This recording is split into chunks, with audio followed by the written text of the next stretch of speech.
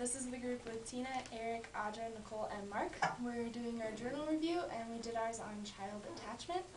My article was Perceived Family Environment and Symptoms of Emotional Disorders, the Role of Perceived Control, Attribution Style, and Attachment.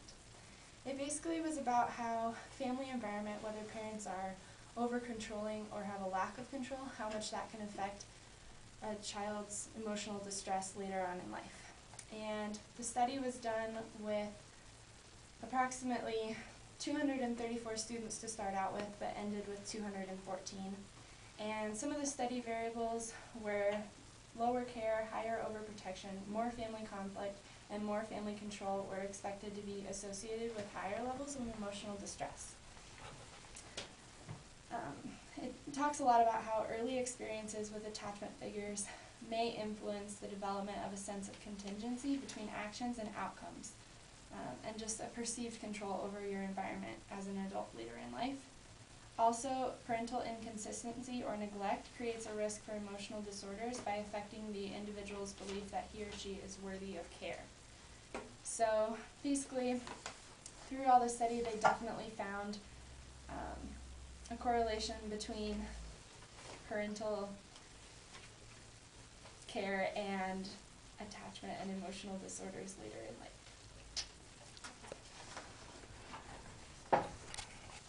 My name is Eric, and I did attachment relations as determinants of physical health.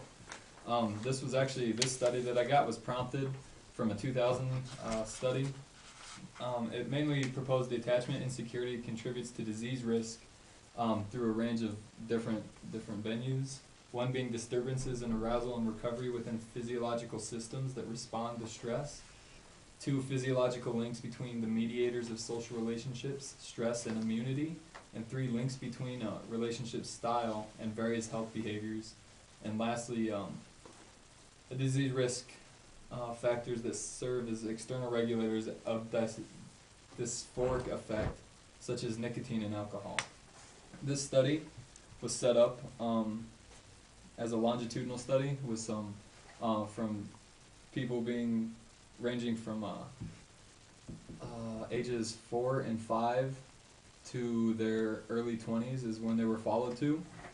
And overall, the study really produced nothing feasible to determine whether or not that the attachment relationships determine physical health in the end.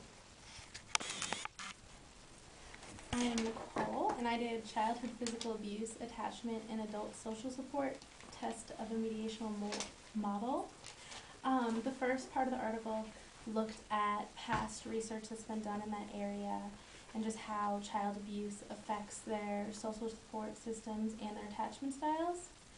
The second half, the authors looked at the experiment they conducted themselves. They took 876 students from York University and tested them with a control group of children or adults that hadn't been abused as children, and then a group that had.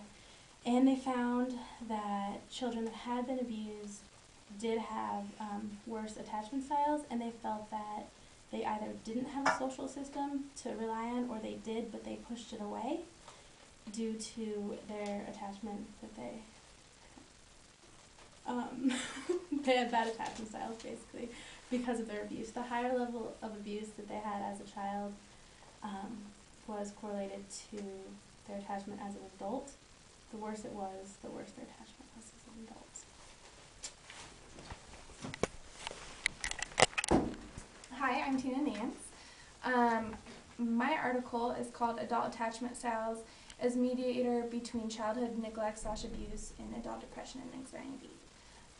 So pretty much this article is about the relationship between adult attachment styles and their levels of anxiety and major depression, and it also examines whether their attachment styles as children affected or determined whether they were, fearful, angry, dismissive, or just had any types of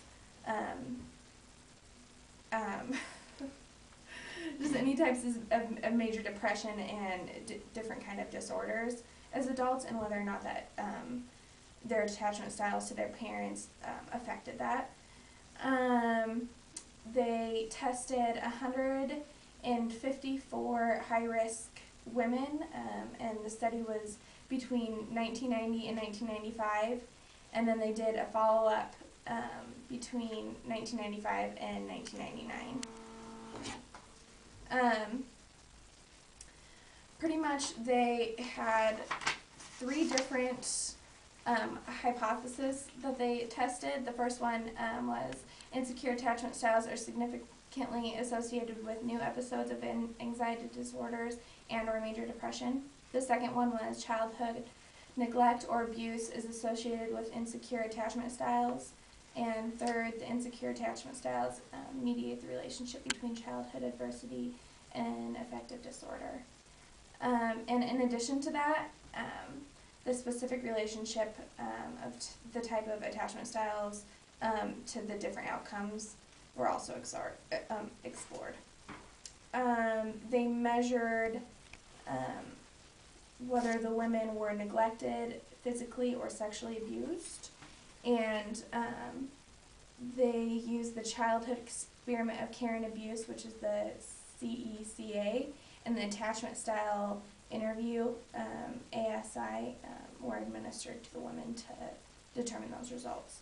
And the results actually were 55% of the women, so 85 out of 154 of the women showed that their attachment styles to their parents or to their significant caregiver did affect whether they were angry, dismissive, or had cases of anxiety or depression.